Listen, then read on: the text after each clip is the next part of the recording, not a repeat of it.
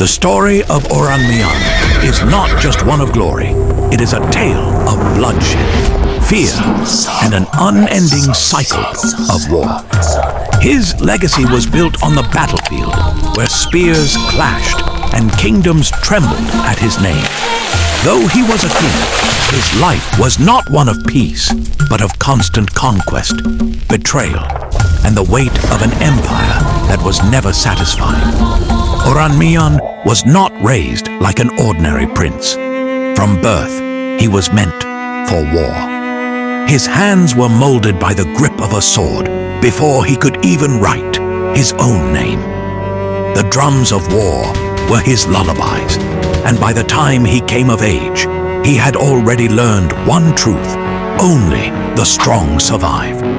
His enemies feared him, not just for his strength, but for his mind. He did not fight for the sake of fighting. He fought because he saw the world as something to be conquered. His ambition stretched beyond Ile-Ife, beyond Oyo, beyond the forests and rivers of his people. From Ife to Oyo to Benin, Oranmiyan's name was spoken in whispers. He was the prince who rode into battle with an army that did not retreat. When he was called to Benin to restore order, he did not come as a savior.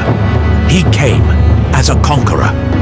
The chiefs, the warriors, even the people, they did not want an outsider ruling them. The nights were filled with assassins, and the days with silent rebellion. Oranmiyan called them Igbos, incomplete people, because to him they lacked the spirit of war.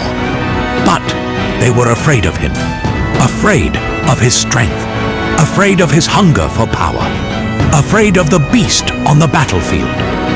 When he marched to battle, his warriors pounded their shields, their voices shaking the sky. The war raged for months. Spears clashed, arrows darkened the sky. The rivers ran red with the blood of the fallen. Oranmiyan fought like a man possessed by Ogun himself. He did not know fear. He did not know retreat. His magical spear, Etil, split enemies apart as if the gods themselves guided his hand. But Benin resisted. They set traps. They poisoned wells. They hid in the shadows, waiting for the moment to strike. They could not defeat him in open battle, so they fought like cowards. Oranmiyan laughed. He left Benin, but not before planting his seed, his son, Eweka I, who would one day rule. Yet, the war did not end. Oranmiyan turned his gaze to Oyo. Here, he built an empire meant to last forever. But war never truly ends. The land he conquered with blood was never satisfied. His sons fought his battles. His grandsons expanded his kingdom, but they all paid the price. Oyo rose. Oyo fell. Not once, but twice.